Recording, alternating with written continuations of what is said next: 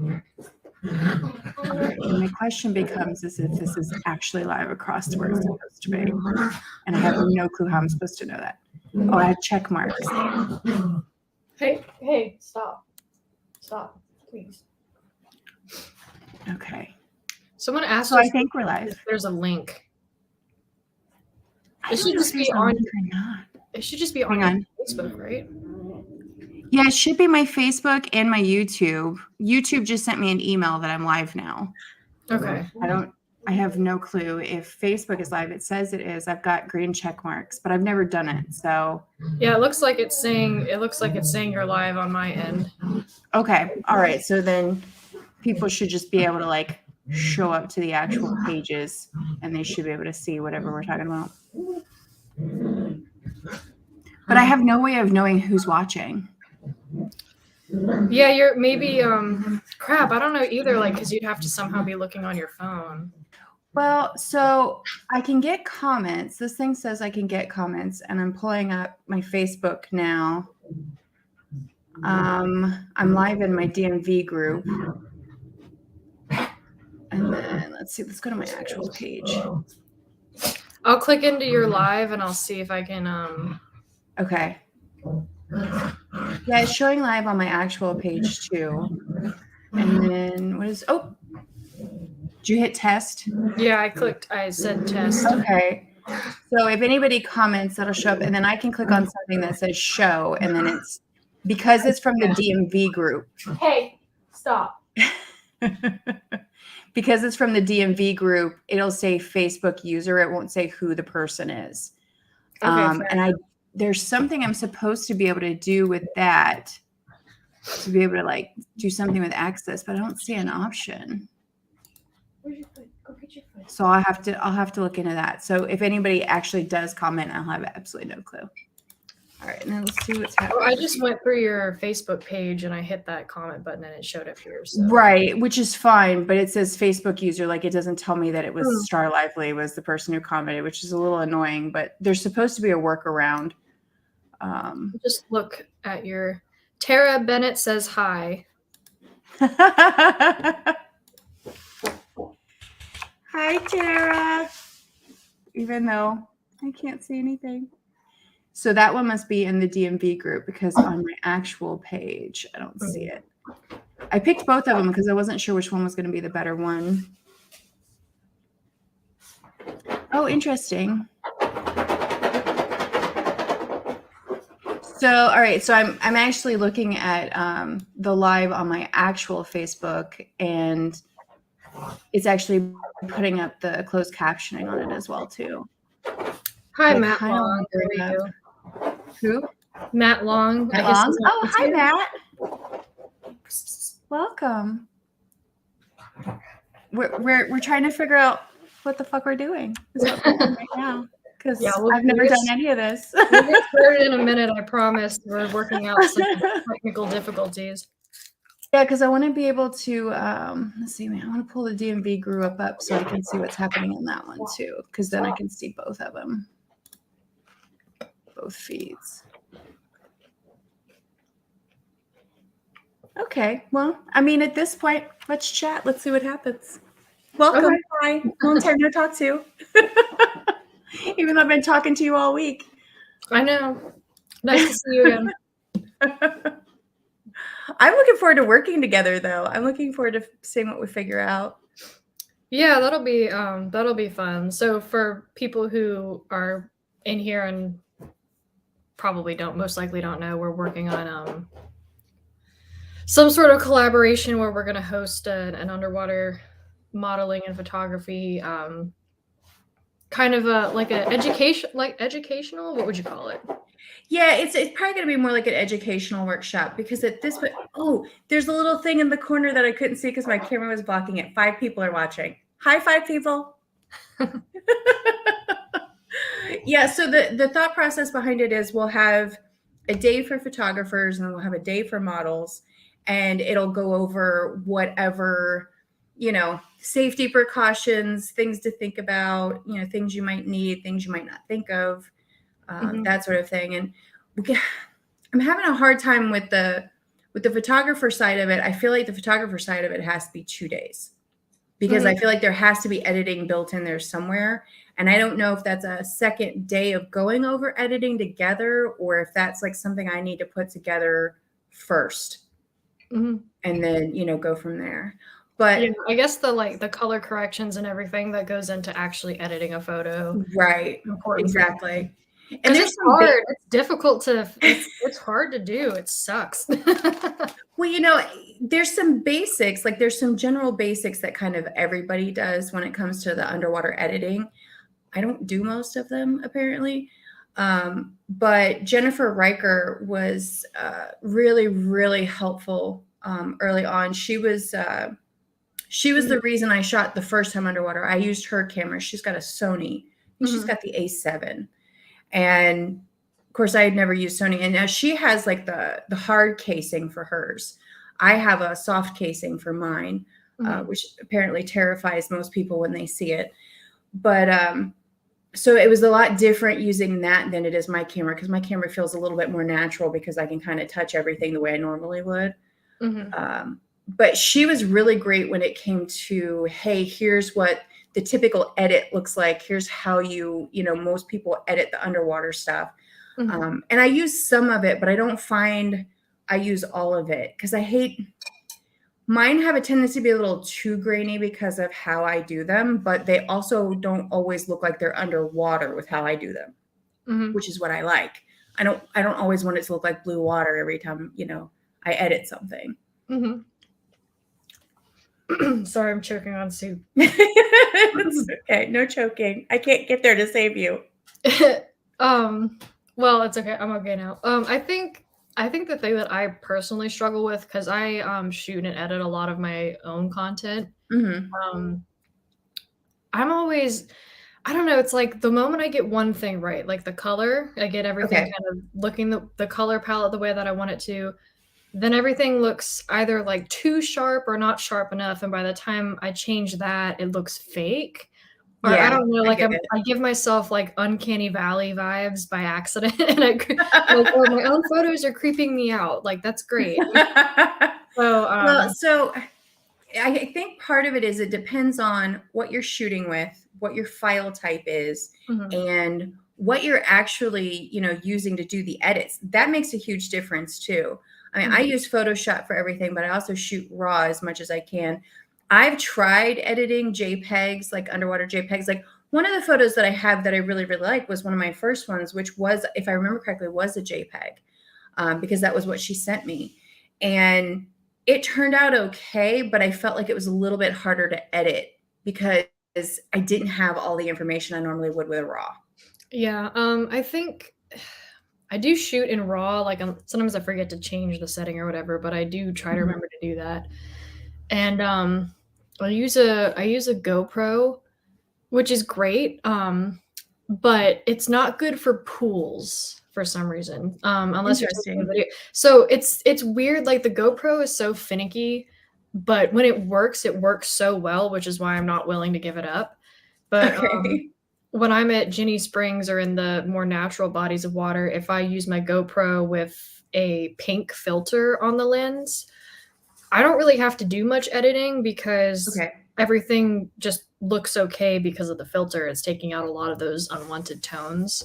And then in the pool, it looks good if there's a video with the pink filter and everything. But I'm going to chime in real quick. Yeah. Matt Long says GoPro is no fun to edit for most anything. Yeah, fair enough. I mean, I think it's so good for natural environments and video. It's not so great for like if you're in a studio underwater situation. So I recently, and I'm actually really curious to use it now because it's going to be part of what I do with the underwater. I want to have behind the scenes finally this year, better quality behind the scenes for the underwater while I'm shooting. And I went on, I knew this, I told you, he's been asleep all day. And now he's just like, hey, what are you doing? I need attention. I'm talking. Oh, you're just going to sit there. Okay. So I'll be curious to see. So the reason I got the GoPro 11, like I didn't want to spend any more money on gear. and I have a cell phone that I can potentially use underwater. Like I can just kind of weight it and set it where I want.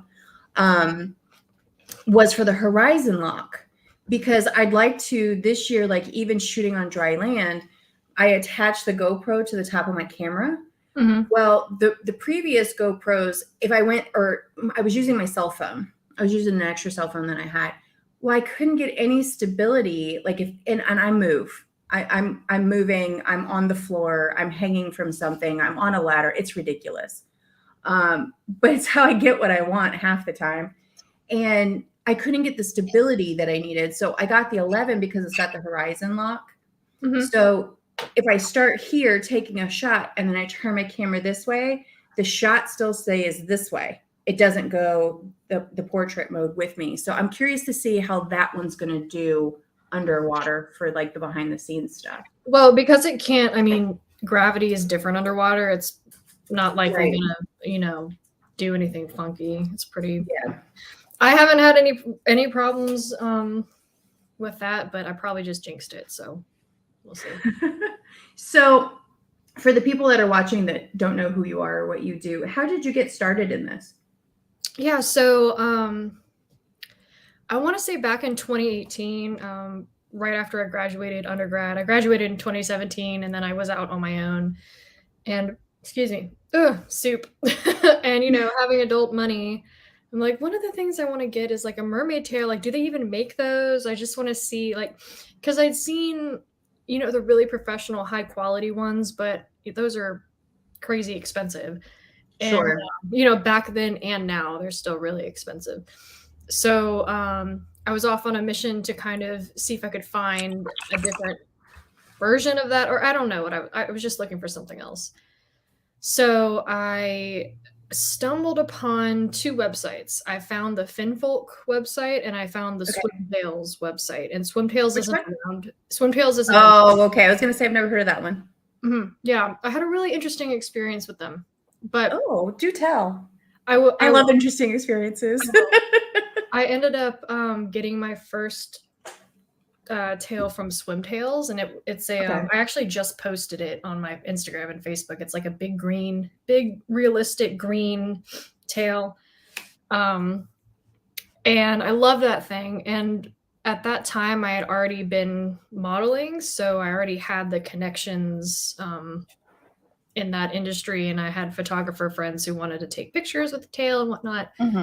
Oh, and I forgot to mention the one of my friends went halvesies on it for me for my birthday that year in 2018. Oh, that was sweet. Yeah, it was really sweet.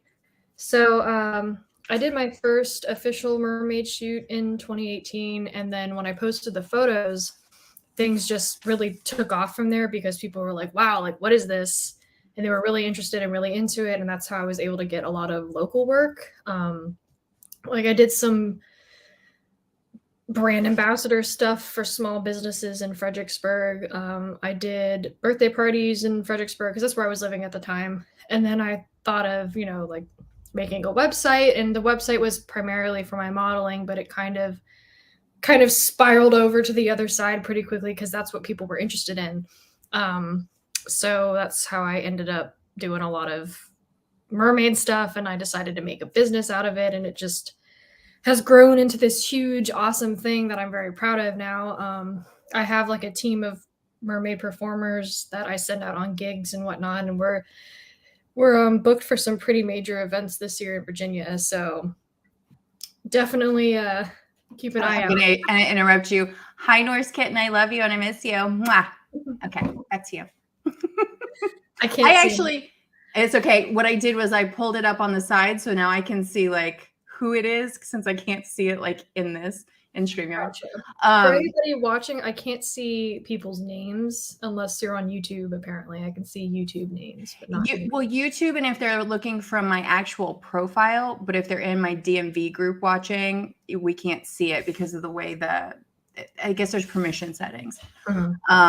But I will say that was actually something I noticed when I checked out your website. Was I like the fact that you had if you want to book a mermaid, email them situation. And you said that works out pretty well for you guys, right? Yeah, it does. I actually, I'm in the process of moving everything over to my diving website because paying for 2 websites at this point that basically do the same thing, it's just I'd rather consolidate, but, yeah, Talk about that for a second, because you got into this doing modeling and mhm. being a mermaid because you're just like, hey, one day I just want to be a mermaid. Like, I never thought I Yeah. would do underwater photography, yet here we are. Yeah, Um, so, I mean, I haven't decided what I'm gonna do with the other website yet because it started out as a personal website, and then I added so much to it, and then I added the hire a mermaid thing to it, which has other people on it. And then my focus, of course, I still do the modeling and the photography and whatnot, but my focus shifted more towards the diving side of things when I got my PADI instructor certification. sure. So I figured I'd rather have one website that kind of fuses all of my stuff in one place Makes because sense. I feel like having the mermaids under a diving website makes us look a little bit more legitimate. Okay. Not that anybody's not legitimate. It's not that type of thing. It's just, No, you're the talking about from a perceptions of professional. Yeah, yeah, the perceptions of other people do matter, like whether we like it or not. absolutely. So Oh, there was a whole conversation in my DMV group on perception and perspective yesterday. So it's everywhere and everything in every part of our lives. yeah, it does matter, and you can either adapt or die, in my opinion. You either use it to your Hmm. advantage and you you do things that way, or you decide not to. And it just depends on what you want to do. You can do whatever you want. But I Sure. decided that I'd rather have everything under my diving website. And you can still book people there and everything. I just have to build that out a little more so people will be able eventually to go into the individual profiles of the mermaids and hire them individually for things because they're all experienced underwater models too. There's Sure. tons of us out there, and I feel it's like So I have a question for you on that, because I have been working on something in the background, and I've been saying this for about a year now because I've been literally been working on it in the background, the best way to approach it. When I told you you were doing something on your website that I had considered, you were doing it differently than what I was working on trying to do, which sounds like you're still trying to do what I'm trying to do as well too. There is no great way to book certain talent mhm, because there's no space for them. right. So I've been trying to work on, and the bigger part of the learning curve, please go away. Just, you're not okay.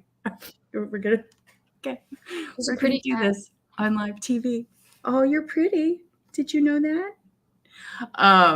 So what I want to build is a gig software or a gig website, but for all creatives, photographers, models, videographers, musicians, artists, that sort of thing. Mhm, But I want to build in, because one of the bigger things that has really been so prevalent, and it's been prevalent throughout the history of models and photographers, is behavior, inappropriate behavior. mhm, So I'd like to be able to build in a reviewing system so you can review the person you worked with, background check to be verified, and that's going to, however your background check goes is going to depend on how you're verified and what you're verified for. And then I'd like to build in tracking, so when they would be able to book a gig, whoever the creative is would have a small portfolio. You'd be able to have a calendar to book them, have a conversation with them, maybe even a video chat. Because I mean, I've had it happen where people have reached out because they want photos done, and I'm like, that's great. Sometimes I shoot from my home, but I don't know you. So sometimes it's nice to be able to have a video chat with someone to be able to kind of vet them a little bit. mhm, But I also want to build in tracking, because you know we'll stick to models and photographers because that's what we deal with the most. If a model books with a photographer, they both have to check in for the job. They both get tracked until they both close out, and mhm, then that last tracking ends when they close the session. mhm. I don't know if that would help with the model safety side of the industry or not, but that's what I'm saying. There's somebody else, I think it's Emily Rose. she's been trying to do something very similar, but I think what she's doing is she wants to try to do some sort of an app that's about tracking. I don't exactly know what she's working on. I've seen her post a few things here or there, but it would be really nice to have one central location, because I have one model that I've worked with before. She's constantly like booted off of Facebook, and I've messaged her through Facebook to go, hey, what are your model rates right now? She's never seen the message. I sent it probably like 4 or 5 months ago, but even her like bio link doesn't really take me anywhere to go, okay, where's she traveling to? What's her schedule right now? Is she going to be in my area anytime soon? Am I going to be in one of the areas she's traveling through? You know, like there's just no great space for that. Mm-hmm. I mean, that's a lot. So you'd be building a pretty complicated app. I know. That's why I've been working on it for a year. I mean, it's not a bad idea. It's just a lot. It's a good idea. And yeah. Assuming everything works flawlessly, that's great. But you know, you're always, I think like it's also important to understand like you're always going to have people who circumvent the rules or who figure out ways to be weird and creepy. Of course. And there's also like unfortunately people who lie about each other. And you know, it's just like it's hard to like know exactly what's going on sometimes. Oh, and I agree with you. I think the reviews are important, and it would be good if you could attach like photos to the reviews, like proof. Right. Because otherwise, even if somebody is correct about somebody, if there's no proof, it's just he said, she said. Like nobody else knows what's going on. So I think an important thing to include would be like the opportunity to put screenshots or photos in there so people can see. Yeah, absolutely. Well, and I think that's the harder part, which is kind of what brought some of this up, is being a female photographer that works with a lot of people that are, you know, half naked or naked very often. I get put in a position of like monkey in the middle. So-and-so model has an issue with so-and-so photographer. Okay. I mean, I'm not going to try to victimize a victim, you know, somebody who feels like they've been victimized by something. Let's see. Matt said something. What'd Matt say? Talk to me, Matt. As a male photographer, this would be huge. The peace of mind aspect that you aren't getting ready to go to a shoot with a questionable individual would be great. You know what? And you know, that makes a great point too, is I get caught in the middle of, we need to blacklist this person because I've somehow put myself in a position of, you know, being an advocate, which is fine. I don't mind being that person. My hard part sometimes is, who do I throw under the bus? Do I keep both individuals in my world and just go, okay, you guys have made these choices, you've made these statements, or am I supposed to throw the person under the bus that, you know, without any backup? Sometimes I get backup and I'm like, all right, I agree with you, you know, fine, not a problem. But I also don't want to victimize a victim at the same time either, because I don't have enough information. Sometimes I think in those situations, there really like isn't a right answer sometimes. And it's best to like, okay, you know, you guys are having issues with each other, like may have happened that way, may not have, I don't know. So like, how am I supposed to make a decision if like, especially if it's two people that I don't know very well, then it's like, I want to totally be on your side, dude, but at the same time, like I don't really know you that well.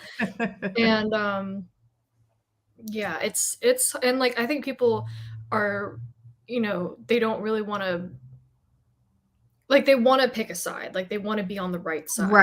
Right. Well, and that's it. You know, I'm sure there's a truth and a lie in there somewhere, and potentially on both sides sometimes. But to Matt's point, as a male photographer, I actually a lot of my photographer friends are male, you know, just for the simple fact that men are predominantly the ones, you know, in the photography world, especially even shooting, you know, nudity or spicy content, whatever word we want to use for it.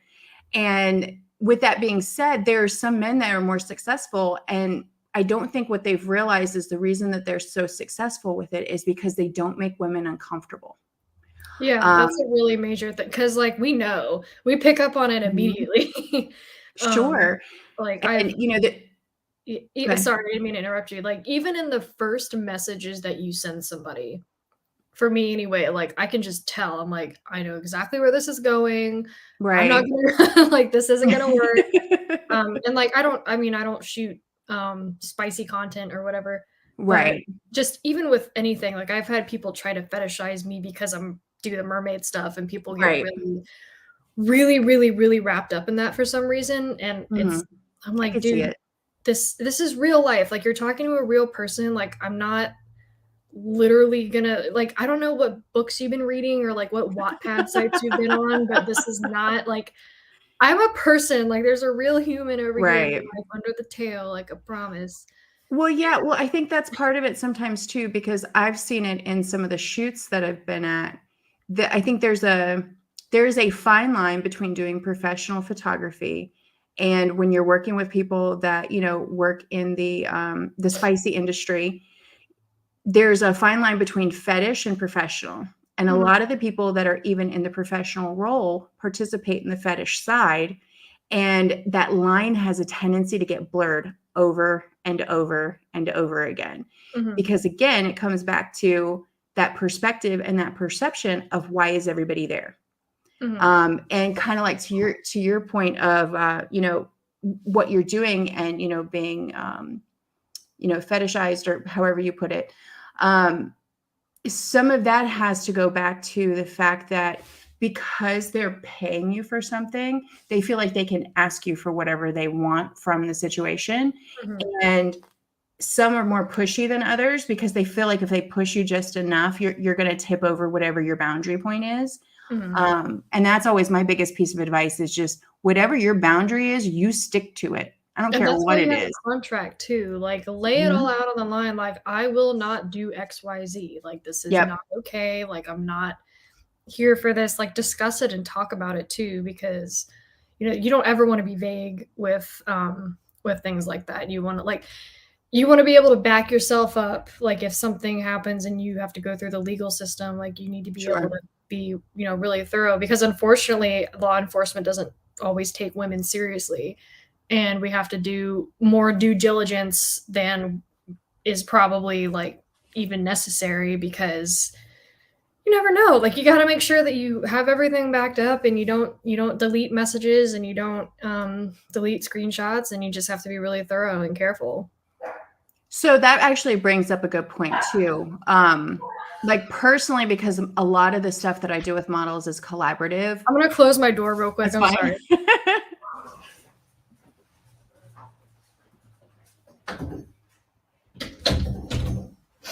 Okay.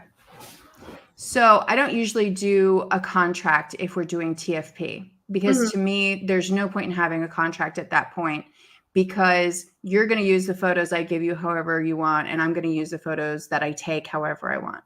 mhm. But I have heard that some models have a contract. And that was what I was getting to because it sounded like you had one.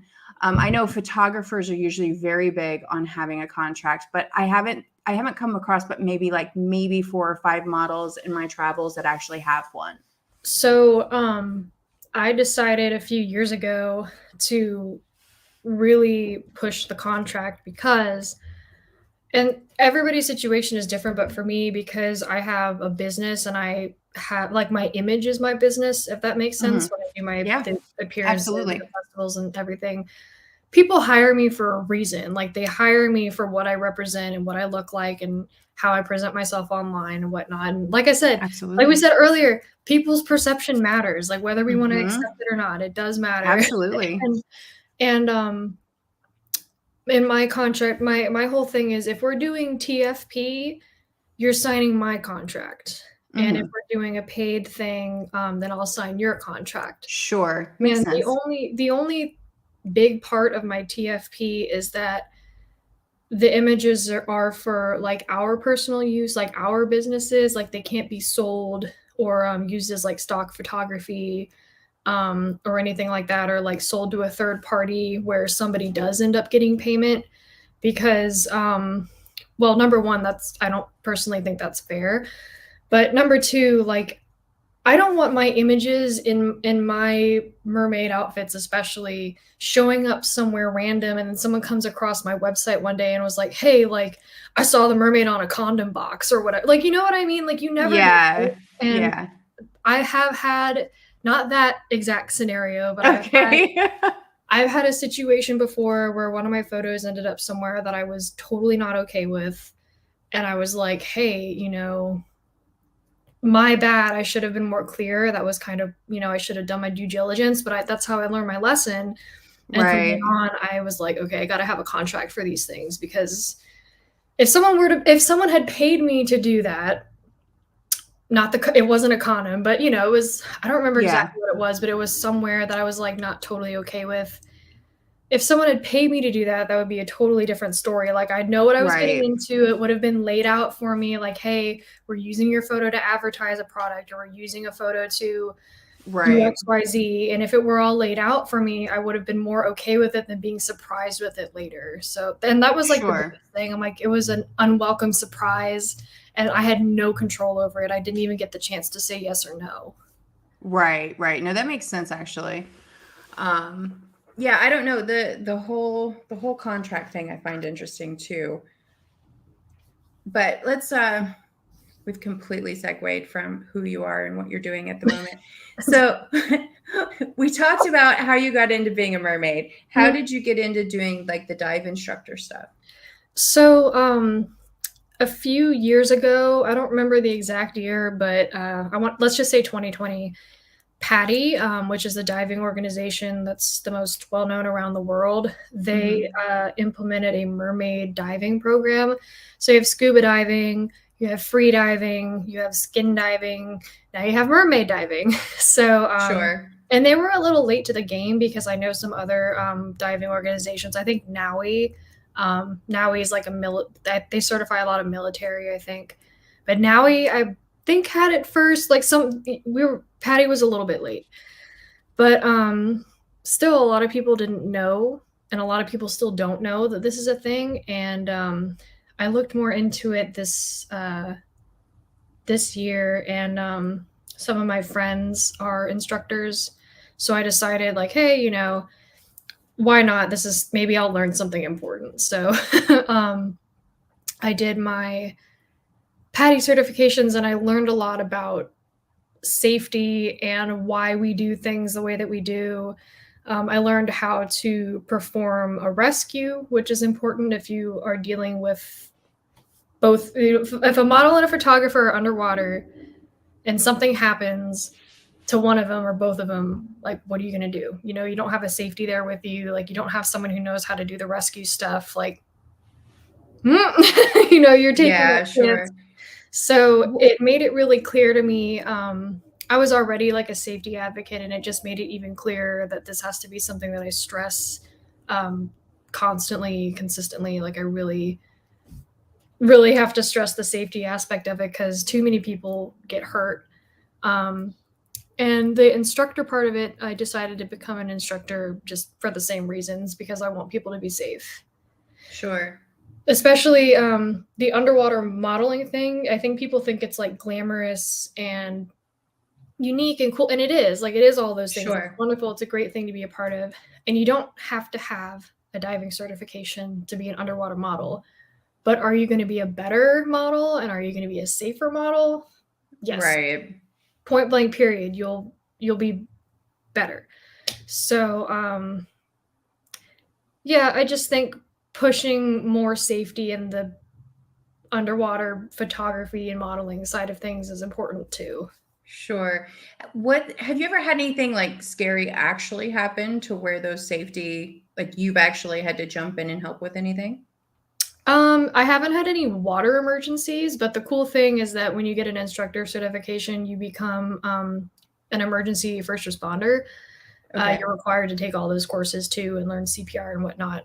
Sure. And there was the last time the last time I was in Florida, there was somebody who was having a medical emergency that I was able to kind of assist with until the ambulance Awesome. got to where we were. Because when you're out in the springs, and this is another thing, like, if you don't have the safety training and you're out in the middle of and you're out in the middle of nowhere, it's going to take a long time for somebody to get to you and help you, or help the Sure. person that you're with. And if you don't have that training, or if nobody around you has that training, again, what are you going to do? You don't know. It took the ambulance probably half an hour to get there because Oh, wow. it was after hours and all the rangers had gone, so there wasn't any other like medically trained personnel who could help this person. So Okay. Look at you being a hero. Flex, girl, flex. and just, I mean, um, just to like kind of explain what mermaid diving is real quick. I call it like free diving light. So scuba diving is when you go underwater and you have an oxygen tank with you and you're breathing the whole time. Free diving is when you go underwater on your breath and that's it. You have one breath, that's all you got, and you have to know what to do with it and how to handle yourself. Mermaid diving, same concept. It's just not as high stakes. Like, we're not going to put you in the middle of the ocean to teach you these skills. You do have to do an open water certification portion of the course, like just depending on if you want to take that part. But there's a limit to how deep like we can put you, and like it's a lot less daunting, I think, compared to the free diving okay. courses I've taken. So people tend to do the mermaid diving if they want an introduction to free diving, if they're not sure that they want to do it yet, and then they kind of Okay. decide from there. So I had a question, and I think I forgot my question. What has been your, I guess, like your best experience when it comes to just the modeling and being a mermaid in general? What's been like the most monumental thing that's come of it so far? Um, I don't know if I could pick one specific thing because I've had the opportunities to do so many Okay. cool things. Um, there Well, then was do you have, oh, go ahead. No, there go ahead. was like the first year I started mermaiding, I got hired for the Key Lime Pie Festival in Florida, in Cocoa Beach. And I was doing that every year until the pandemic. And they haven't started the festival up yet, so we'll see if they have me back. But that was pretty cool. Like the first year I Cool. ever started this stuff, I had a really good travel gig out of state in a beautiful place. So Mhm. good start to the career. Well, that's good. Um, One of the reasons I actually haven't done open water yet is because I don't have any certifications. And I'm like, I don't know if I trust myself in open water yet. Mhm. Which is actually why when you mentioned Florida, I was like, all right, I could get down with Florida. She's trained enough, I won't die. It's just the reality of it. Florida's a really good place to start, especially the springs. Like, sharks aren't gonna hurt you anyway, disclaimer, but you're not gonna come face to face with a shark in the Florida Springs. So Sure. if that's something that anybody's concerned about, go to the springs. Well, so I had an incident when I was younger where we had this pond that we used to play in on the horse farm where my mom worked, and they actually, hi John, welcome. They actually they pulled these large snapping turtles out of the pond, Mhm. and it was like a day after I had just been in it, and I'm like, I'm good. I don't think I ever want to swim in water where I cannot see what I'm swimming with. Like, I think that was my moment at like age 9. I was just like, pools are fine. I can get down with a pool. It's fine. Yeah, you would like the springs. They're totally clear. I don't even wear goggles when I'm in the springs. I can just see. Okay. So, Okay. All right. Well, that's good to know. I think that's going to go on my list for this year at some point. Because mhm. are you based out in Virginia Beach now? Yeah, I'm in Virginia Beach, but I'm back and forth because my family's in Florida. Okay. My All right. whole family, my All of entire them. family, like How everybody. did you end up here? So, my mom's from Florida and my dad's from Tennessee, and then he moved to Florida when he was really young. And then they met wherever they met and moved up here. I'm pretty sure it was for my mom's job. They moved up to the DC area, and then we Okay. stayed there. Um, and they've had that same house up until the end of last year. Well, they still have the house, but they moved at the end of last year. So that's like what, 20, 27 years they had that house, and they moved at the end of Okay. last year to Florida to be with the rest of the family because nobody else ever left. And they're working on selling the other house now. Okay. Bittersweet.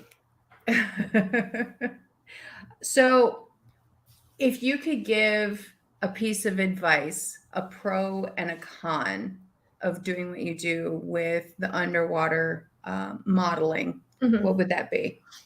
I would say the pros are you have so much more freedom of movement and freedom of creativity, I feel like, and you're going to learn a lot on your own, which is something that I appreciate. I like learning on my own. Um, and you're going to figure out, you're just going to, like, it works your brain a little bit because you are Sure. going in, you're going underwater. You can't really, you can see a little bit, but you can't really see. And you're not going to know how those photos turn out until you're done. And you Right. have to, like there's no checking the back of the camera while you're in the middle of an underwater session. And like you just adjust from there and you figure out what works for you. And I think it's a great brain teaser. I think that it's beautiful. It's my favorite type of modeling to do. I just feel more myself when I'm doing that type of modeling. Okay. I feel more, I feel free. That's like that's like a cliche, but that's what it feels like. You have a lot of freedom under there. And I would What? say the Oh, go cons, ahead. yeah, Yeah. the cons, um, it's hard to find creatives who are on the same page as you, I guess, because Okay. like it's just harder to because there's not that many there's so many people who do regular photography. There's not a lot of people who do underwater photography. And the people who do underwater photography and do it well, they often don't necessarily share your vision, or they don't want to work with you, or they're really, really expensive, or they're really hard to find, Right. or really hard to nail down, and really hard to book. So Sure. that's like and there's those issues with regular photography too, but I feel like it's amplified times 10 with underwater photography. I could see that because I know even from my perspective, from what I see, because when I decided that this was something that I wanted to look into, it's like everything that I do in my life. Like I research, and like just Mhm. like dive in, for pun intended. I just kind of like dive into the information. And the first one I came across was Brett Stanley, Mhm. and I very much like his work. It all has a tendency to look very much the same. But I very much like his work. I actually appreciated the fact he posted what did he post? He posted like an edit video from MerMagicCon. And let me tell you, I forgot about MerMagicCon. I didn't get signed up for it. And I was so mad about it when it showed up. I was like, oh, I should have been there for that. Well, But you know what? There's a new convention that's being started next educate April. me. Next April, Okay. it's called the Siren Symposium, Okay. and I think it's going to be bigger than MerMagicCon. So you might want to take a look if you want to be an Okay. underwater photographer. They're taking interest forms now for who wants to do what. Okay. What was it called again? Siren what? Siren with a Y, like SYREN Okay. Symposium. Okay. Just I'll have to remind look me into on that. like Instagram or something, and I'll send you the page. Okay. That works. And I was not Isabella Hunter. She's different. There was another female and starts with like an I and an L. I cannot think of. She's European based, if I remember correctly. Mhm. Ilsa is her name, and she recently did something with Netflix. She did. I don't know if it was a trailer for whatever movie they had or whatever, but it was really cool what she ended up coming up with. But what she did, and I cannot imagine how much it would have cost for this, but what she ended up doing was she built a tank. Mhm. And I think she built her tank, like shipping container size tank, and made it movable. I know that they have tanks around here that are more like aquatic looking. Hers was set up to where I think she could shoot from 3 sides, maybe, or 2 sides, because you had to make it, a certain structural integrity so that the water doesn't just blow out the sides of the tank. So she shoots a lot differently, and she shoots from the outside of the tank, not necessarily inside, but sometimes she shoots inside as well too, which I thought was cool. But out of those two, as I cannot keep these things in my ear to save my life. So it was interesting doing the research, because there's information, but there's not information. And then a lot of the other underwater photographers, they're for sea life, or they're videographers for sea adventures. It wasn't really about people. It was about creatures at that point. Yeah, like it's about the animals, which is great. I love animals. Yeah, absolutely. Yeah, I don't know. There's a few. I'm trying to think of so there's you, and then I do a lot of my own stuff. I would count my husband. My husband is a great underwater photographer. He's over there. He's not in here, but he's over there. But maybe he can hear me. Hi, husband. He's good. He's really good. He helps me with a lot of my stuff too. And there's Christy Shark. She's in Maryland. Is that the Shark Pixel one? Yeah, I've actually tried reaching out to her a few times, and I think we just keep missing each other. Okay. But yeah, there's her. There's Chuck Guthrie, but I don't know him. That's just a name. That's just a name that I remember. And then there's Submerged Photography, and they do. I've seen that one. I think I follow that one. They do Mermagicon with Brett Stanley. Not with him, but they both do. Right. Photography there. And I've worked with Submerge in the past. They're great. But I think that's. Oh, the Vero Beach Mermaid does some stuff underwater too, I think. Yeah, I think. I'm not sure what that division of her company is called. Yeah, because I've seen a lot of people who they attempt it, but they don't necessarily stick with it. There's another one I think I have on Facebook. I think his name is Brian Cosgrove or something like that. He doesn't do it. He doesn't do a lot, but he does some. Some of it's beachside, and some of it's underwater. There was another one. I'm probably gonna butcher her name, Melanie Canatella, but she kind of fell off the face of the earth. I don't know what happened to her. Okay. But for a while, everybody used her. Well, that's all I can think of. I know Brett Stanley's actually located on the West Coast. He's not located on the East Coast. Okay.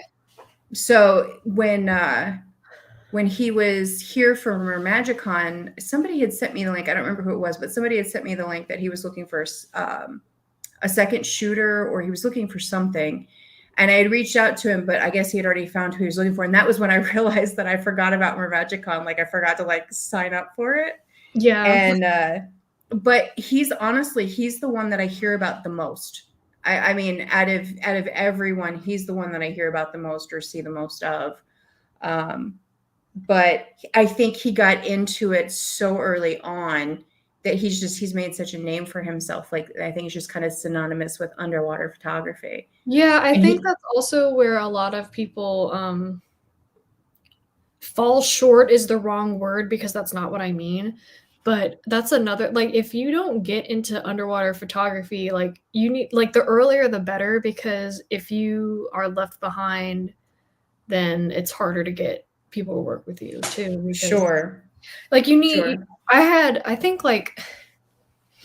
few years, a couple years experience under my belt before anybody even thought about working with me.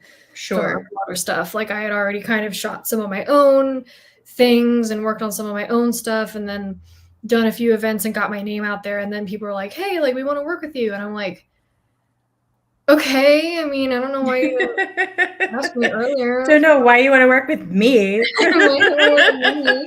And then, so that's another thing. I think a lot of underwater photographers work with the same few people. Sure. And that makes it harder for other people to get in on it, because it's okay, well, you're going to work with the same person over and over and over again. Like, I think at a certain point that kind of hurts your advertising. I'll give you that, because I mean, I know that I have models that I work with because, one, because they're easy to work with, Mhm. but two, some of that comes about because, like, for me, for content, I don't necessarily want to pay somebody just so that I can have content. Mhm. So some people are going to pay me because they want my photography, which is fine. But I think sometimes that's how people get kind of pigeonholed with the same people, is those people don't always need to be paid for what's happening. Mhm. And I think that's something that really comes into play. That's actually something that I've recently had a conversation with, where I was talking about the male photographers that don't make females uncomfortable. They're more likely to be able to work with females that aren't going to charge them. Mhm. Like there's one in particular, like, he still gives them gas money. He's like, it's not that I don't necessarily want to pay them or I can't pay them, but because we both benefit from it, they don't charge me for it. So Yeah, I think exactly. sometimes that's what happens too, when you kind of get pigeonholed. But I also think, to your point, where people don't have the same vision, I think sometimes that's where that comes into play too. It's like, once you have that rapport, especially doing something as risky as underwater, I could Mhm. see where that would come into play. Mhm. Yeah, But fair enough.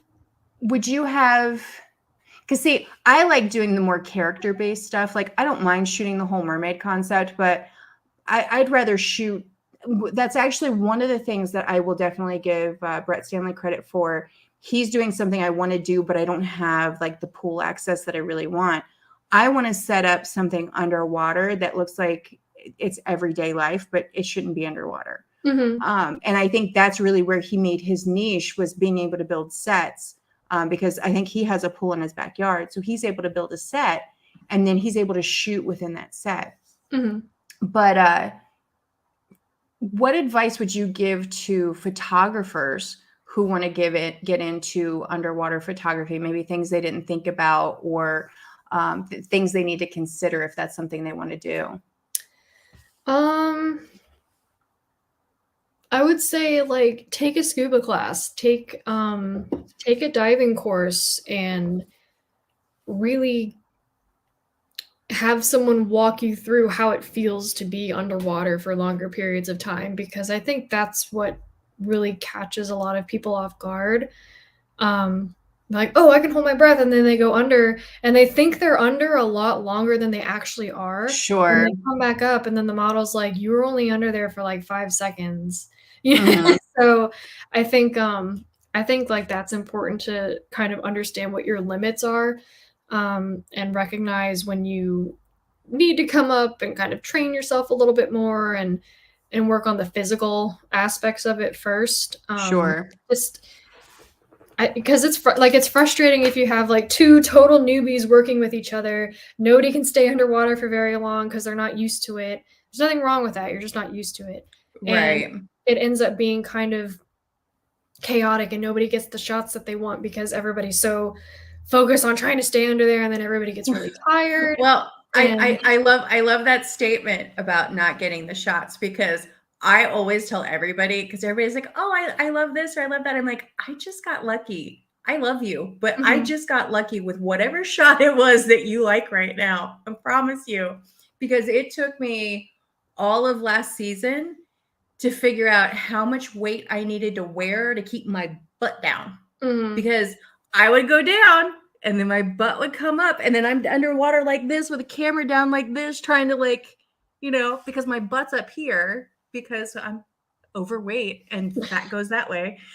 So I finally found out how much I could wear around my waist to actually keep me down. So, like, I'm really excited to shoot underwater this year, because I'm like, I have control now, I mhm. think. That's how I feel about, like, making some more of my own content this year. I'm like, "Okay, I think I have a pretty good, like, I'm getting better at it, like, I'm getting a feel for it, like, we're getting Uh-huh. there."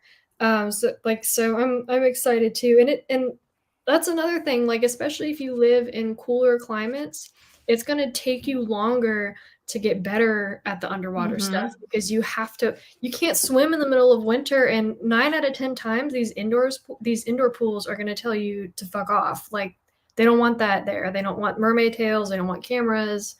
They don't want Right. that there. Well, So I ran into that here actually because I mhm, had signed up here in Warrenton. We have an aquatic center, mhm. and I had signed up for a membership there because I wanted to be able to shoot, in one of the lanes. And my initial impression was that was going to be an option, and then all of a sudden that wasn't an option, and I was like, I wouldn't have What's signed the up for the name membership. what's the name of that place?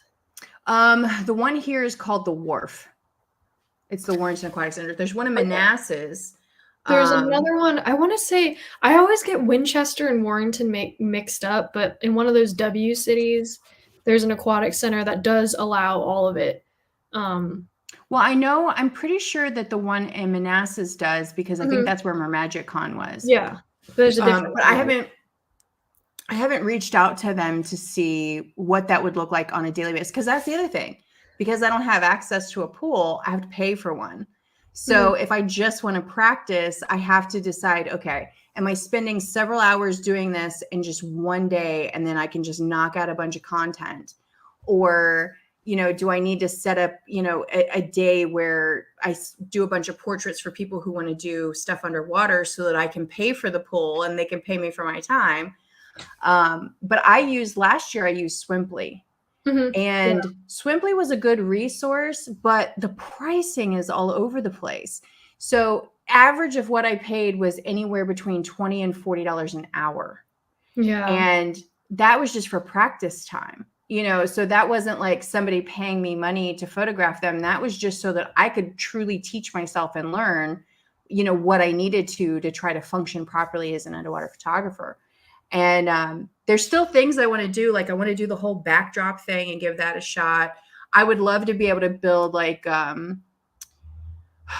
what is it? Kind of like a diffusion, if you will, above the pool in some situations to where I want the light, but I don't need all the light streaks all the time, depending on mhm, what I'm shooting. I love the light streaks because I love the way that they show up, but you don't want that for like every shot. mhm. Yeah, I get that. Huh. Guess you're gonna have to build a pool. I know. I'm like, I live in a 1-bedroom condo. Girl, let me tell No! you. Girl, let me tell you. Last year, I got an inflatable pool. I'm like, I could put this in my living room. Well, And- look, if you want, next time I go to Florida, my family has pools. We have like a lot of pools. okay. We could do something and set up a backdrop down there and Okay. I try mean, the I'm pool game. stuff. Yeah, try the pool stuff, try the Ginny Spring stuff. Just make the Do you know when you're going down again? I'm actually going down this weekend, but it's for a wedding thing. So I don't I think May I'm pretty booked up. So the next That's time I fine. I'm in South Carolina, I think from like the 13th to the 21st. Mhm. Um, There's but also Lake Phoenix in Virginia, but it's a drive. never heard of that. It's interesting. It looks kind of it's a quarry. It looks pretty clear That under makes there. sense. Yeah, That it makes looks sense. pretty clear. I have It's I have for a girlfriend of mine who teaches the PADI and the scuba stuff up here, and yeah. they use a quarry here in Culpeper. Okay, yeah, Lake Phoenix is another quarry that a lot of scuba people go to. Okay, But that's yeah, we gotta definitely set something to up put like on the a list. week in Florida, like the content I creation like week. it. I like it. I like it like a lot. Well, and I just finished re-outfitting the van. So I basically have a small cargo van. I have a Nissan NV200. So I decided when I really knew that I love doing the photography, but I like traveling and doing the photography. I Mhm, don't as much as like most photographers want to have their studio, like you mhm. want to have this big warehouse style studio, whatever it is, so you have all these options. My brain is kind of like, other people have these things, I can Yeah, just I go wanna to travel those. too, yeah. Yeah, I Totally just want to go to understand. theirs. So when I decided that, I really wanted to travel, I had done RV living for like 6 months to give it a try. Like and I still heavily consider the fact that I probably should have stuck with it. But I really do. I love my condo. Don't get me wrong. Mhm. Um, but I recently just redid the structure in the van because it's a small van. So I use it for my everyday driver, but I can also travel in it. So I have a bed back there. I put shelving in. I have a roof rack that has storage for all the stuff that I don't need to get to all the time. So, you know, doing a week anywhere usually isn't too much of an issue. I actually went down to Florida last year for MegaCon. I have a friend of mine. He's a fangsmith, so he makes fangs based off your teeth. Like he uses actual like denture material to make them. He makes So grills. I went, huh? Like he makes grills. Yeah, exactly. And so I went down for that, and I'm like, you know, it was nice. I did a straight shot, just kind of like down. We did the convention, and then I did a straight shot back. But it was nice just to be able to not have to worry about having a hotel room. Mm-hmm. And I hate paying for hotel rooms. I really do. It really annoys me that you basically pay to sleep in it for 8 hours. I've always wanted to like go to the Springs and then stay there overnight and like just do 2 full days of just content. But could you camp there? Yeah, you can. I just hate camping. That's my dilemma. I hate camping. I've never been on a camping trip that I've enjoyed, even like a little tiny bit. But like, there must be something about it that you like. No, I hated all of it. So I'm like, well, maybe if there's like a reason that I like or a reason for me to be there that I agree Matt, with. I almost missed it. Matt gave us another one. Look up water bear photography out of Florida. They built a pretty good backdrop system for their pool. Matt, you're about to be my bestie. Just know that. Yeah, Matt's on it. I know. I like it. Oh, yeah. Wow. Some of this looks like... I'm going to try to show the camera. Okay. That actually looks like Ilsa style work. The one that's based out of Europe. Yeah. Huh. Baby dream backdrops. Cool. Okay. This is nice. I'll have to check that out. Thank you, Matt, for a win. Appreciate you. I'm gonna look up. I'm gonna look at Matt's page. Well, Matt's coming to us from YouTube, so I'm not sure where Matt found us, but his name sounds familiar. I feel like I actually know him, and I feel bad that I'm not putting a face to him.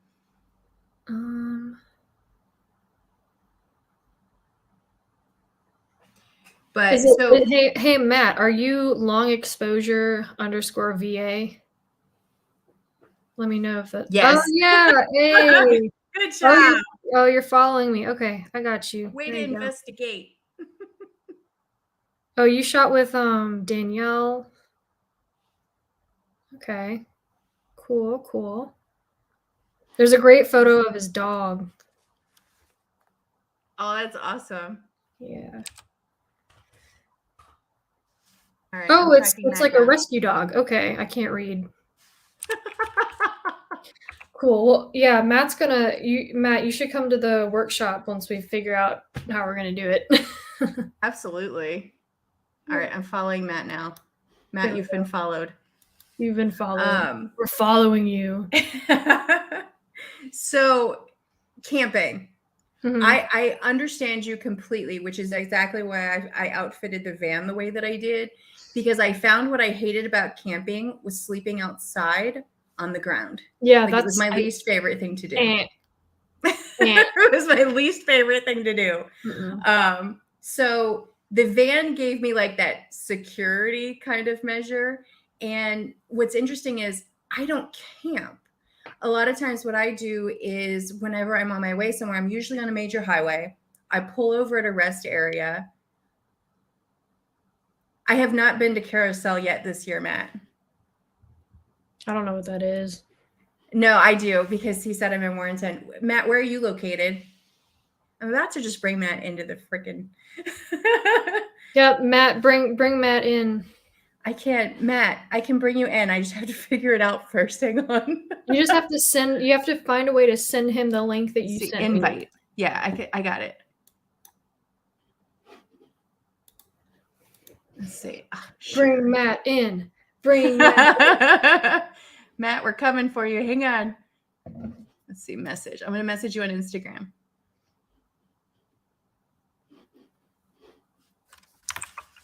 All right, there you go. Send to Matt. We're gonna bring Matt into the live. We're over here living our best lives today. Hi, Marlena. Marlena. Yes, Cassie does underwater photography too. Cassie, how could I freaking forget? Cassie took a bunch of my pictures. I met her as she did a photography thing, like a pinup photography thing that I was at. And then I just kind of knew her as a model, so it slipped my mind. But no, Cassie, yes. That was how I met. That's how I met Cassie as well too. I think I met Cassie the first time somebody put a camera back in my hand, and I apologized to her over and over and over again because I hadn't done photography in like 15 years, and like half the photos I took were blurry. Like it was really sad. And I still got a couple decent photos of her, and then I got to meet her again later, and she's truly like one of my favorite people. She makes my heart happy. Oh yeah, Cassie's fantastic. Well, Cassie is one of those people where you were talking about Marlena. She is amazing. I love her so much, but she's an amazing photographer too. I agree with you on that as well. Her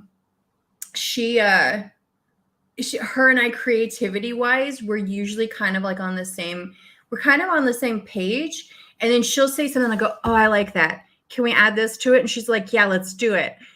So that's the nice thing is like, even though we both have ideas, we either find a blend in between or we just say, screw it. And we do both of them. And then we see which one we like at the end. Yeah, we got Matt. I love that. We got Matt. Hi, Matt. Hey. How's it going? It's good. So tell us about your photography since you've been following and you've been chatting with us.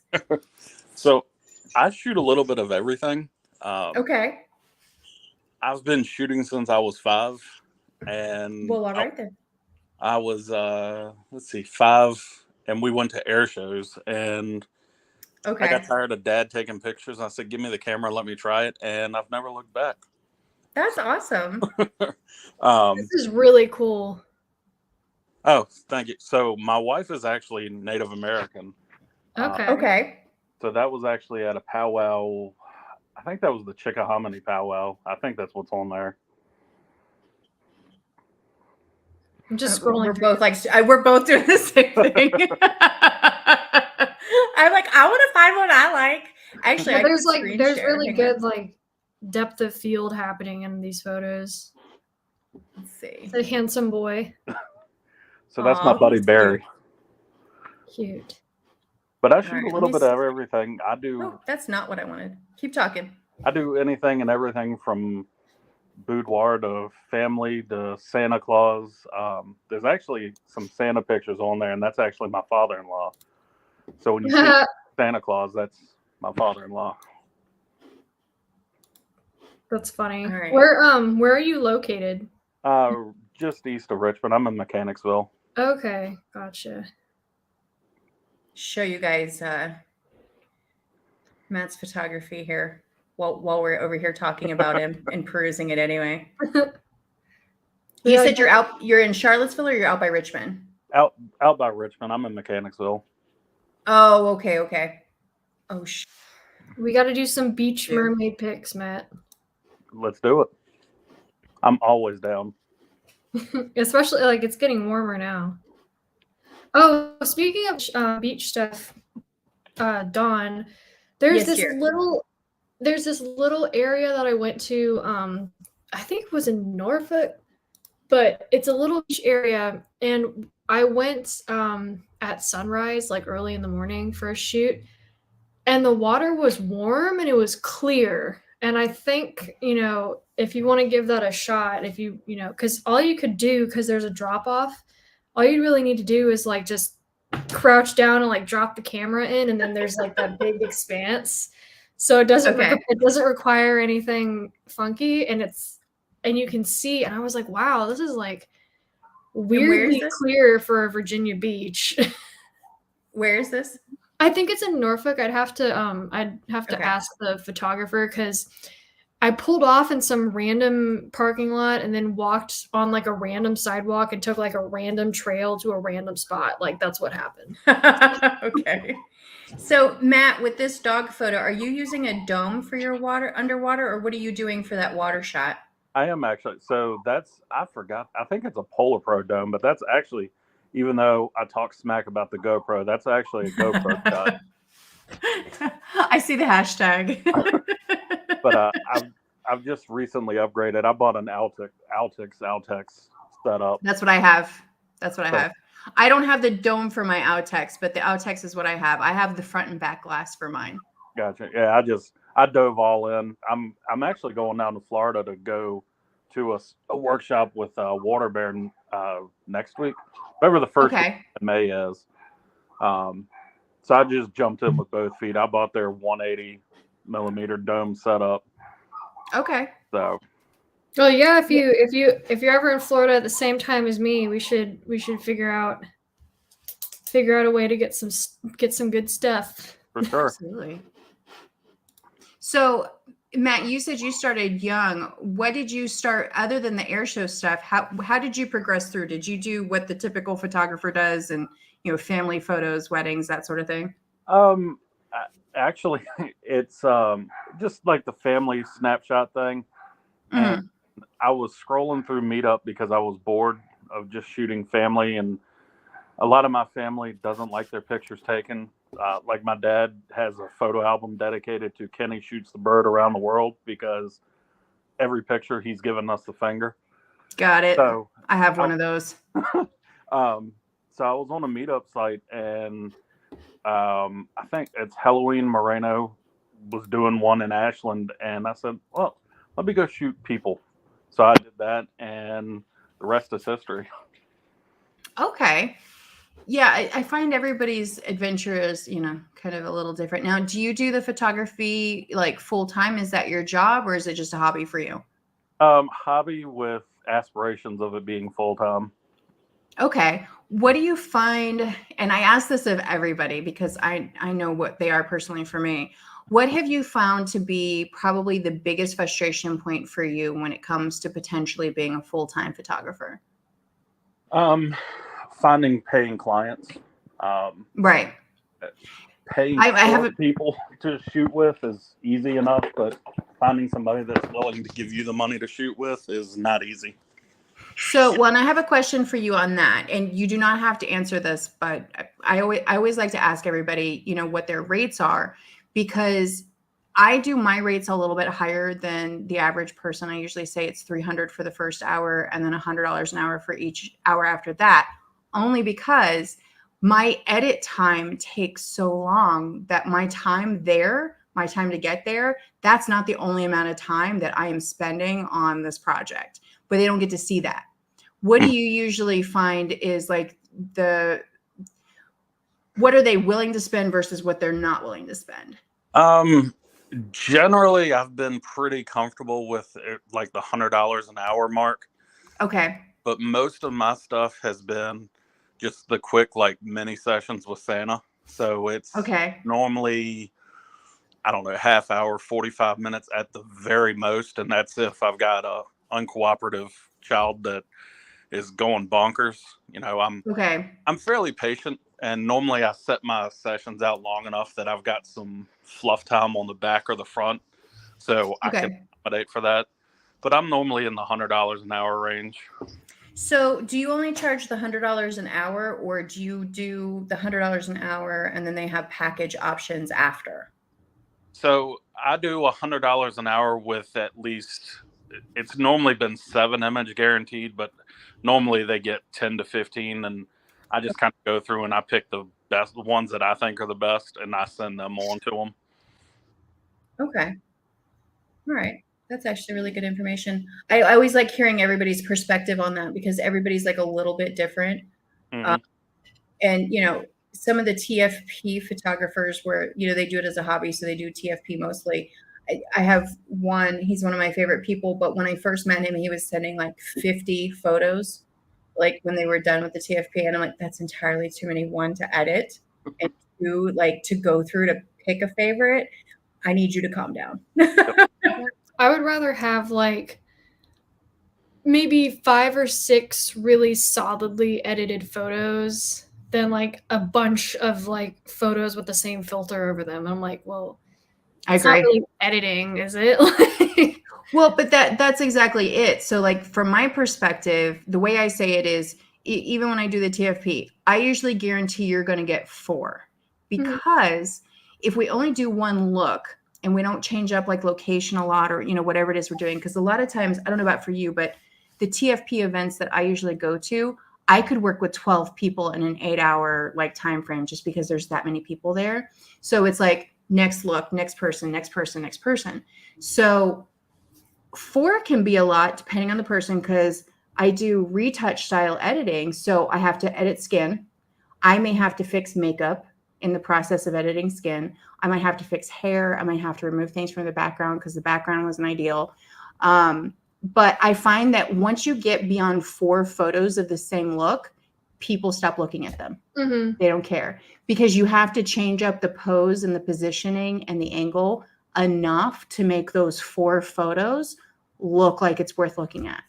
And I don't think people really realize how much goes into editing something. I mean, it's. Oh, agreed. I mean, I shoot at a studio. I've got a small studio in Richmond that I shoot out of, but I've rented. Oh, I'm coming to visit. Matt. Coming to visit. We'll all go and have a party. Come on. There's actually a pretty cool place right down the street to get dinner and hang out, and they do live bands. So come on, Matt. You're making it sound even better. We're coming. I don't know when, but we're coming. But so one of the places that I shoot, she's got a few different rooms set up to shoot in, and one of them she calls the dark room. And there's like candles and little lamps and stuff set around. I go the extra mile to light the lamps, quote unquote. Just put a little glow in them, and nobody ever sees it, but I see it, and it's like, yeah, it only took me 5 minutes, but when you do that across 10 pictures, all that time adds up, and I don't think absolutely really realize it. I mean, you see people that, I don't know about y'all, but when you do like the auto select subject and it perfectly selects the skin of whoever you're editing. My Lightroom of Photoshop has issues and it'll select everything under the sun, and so I've got to go back. It's just me and Lightroom and Photoshop are on a love-hate relationship. It's funny. So you use both? I do. I try to stay in Lightroom mostly because you can batch edit. Yeah, you can batch, and my computer doesn't like Photoshop because my computer's an older one. So I try to stay in Lightroom, and it's just a quicker workflow. Sure, especially if you're doing multiples. But when I have to bust out the big guns and I've got to shut everything down, the computer. I had that happen too. So I ended up having to upgrade my computer, and that's where costs come in. Is I don't think people really realize the cost associated with more of the high-end work, because it's not just the amount of time, but it's the equipment and the software and the things that go into that. I can't tell you how often. I don't do it very often, and I probably should do it more socially, where I show somebody the before photo of what the actual out of camera photo looks like, and then the version that they get after the edit. The difference is just, it's stark. Like, I mean, you notice that there's a difference, but nobody sees the original.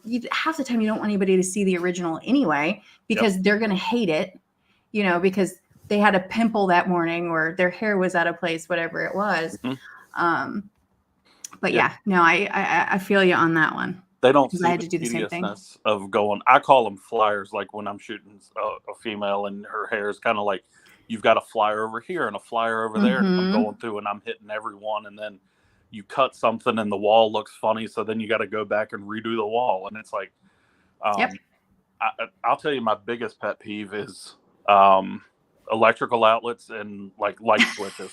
I've been there. No end. I've been there.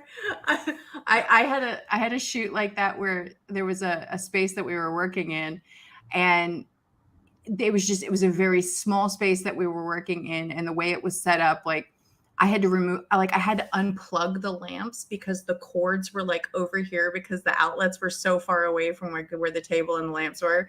Yep. And but not everybody thinks about that. Sometimes they shoot and all that information still stays in.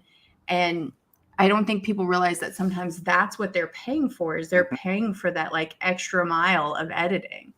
And I've done some group shoots where another irritation of mine is generally when you rent a studio space, it's going to be some kind of industrial office warehouse kind of right. space. And 99% of them have drop tile ceilings. Well, Okay. you shoot that when you shoot with the more of the boudoir aspect of things, or like the family photos at Christmas time, people don't have drop tile ceilings in their house, and it's very distracting. So, oh yeah, a lot of the people that I've shot with don't pay any attention to that, and they shoot so far back that if you crop in, you're going to lose the quality of the image to get rid of the drop tile. So they just kind of have to live with it. Right. And a lot of people I don't think would notice it, but to me, it's just like, man, I messed that up. You know, it's just one of those things. Oh yeah, I have music on my computer. Stop it. Okay. I keep tapping my earbud to keep it in, and I keep turning the music back on. So I actually have to head out in a few minutes. Okay. Sorry. So no, you're fine. Do we have like 10 minutes? Because I want to go over your website too. Yeah, we have. Okay. All right. So let me add, let's see, share this tab instead. Where is it? There it is. Okay. So I wanted to ask you about your website because I actually really like the way your website is set up. It's adorable. Thank you. It's just endearing, and it's you picked great colors for your lemonade mermaid. Do you still make the custom swim tops? Yeah, I do. Here, I have one right here. Hold on. Ooh, that one looks fancy. Let me make that bigger. Hang on. Can I make you bigger? I don't know if I can make you bigger. Hang on. Let's see. Oh, that looks fancy. I gotta fix some things on it because my customer requested some adjustments. But it was my first time. Like, I made her a custom pigment because she wanted something really like foresty and specific, like really rivery, and I made this really cool like bronze green color. Okay. One of the things that I like that you have on your website, and it's so super silly, is Shallow. Yeah, it's so silly, but I love it. I read that and I'm like, she did that on purpose, and that's adorable. Stop it.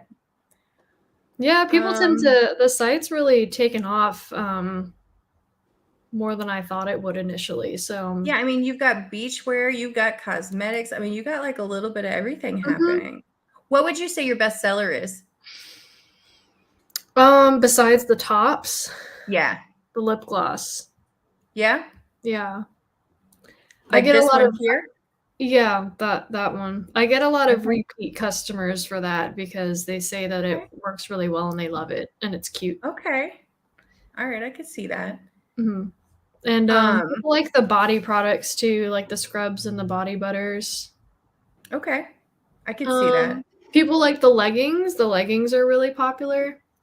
Let's go find the leggings apparel. Okay. So the mermaid scales with the pockets. Okay. And I designed all those cute little things to put on there and the patterns and whatnot. So okay. That was hard. That was a lot of work. Oh, I know. I'm working on mine right now. I know how much time it takes. I do like custom colored requests too for the leggings. Okay. Sometimes people want them in their own colors. So yeah, I mean, that makes sense, especially if they have a color scheme. And then you have your Hire a Mermaid, which actually kicks you to your actual website, correct? So that's the website that's going to go away soon. I have it up there because I want to kick everything off. But if you go to citrusmermaid.com. Citrus. Yeah. Help if I could spell it. Like the fruits, like a citrus fruit. Yeah, and if you click on hire a mermaid up there. Oops, sorry. You and your pop-ups. Yeah, it works. Okay. So, and I think, yeah, you should be able to scroll. There's arrows on the sides. You can scroll through everybody on the roster, and all those lovely mermaids are for hire for whatever you need Okay. within reason.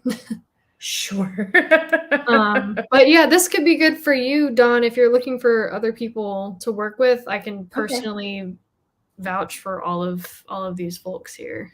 Okay. All right. Now, so with this one, you have request a booking here. Mm-hmm. Click on list of available. So if I click on you, it doesn't, like, clicking on this doesn't take me anywhere. Yeah, but I want to so put it here. I'm still building this part of the website out. Okay. On my old website, I had it where you at one point you could click in. It pulls up their email. Well, yeah, it did that, but I also a while ago had it so it would click into people's individual profiles.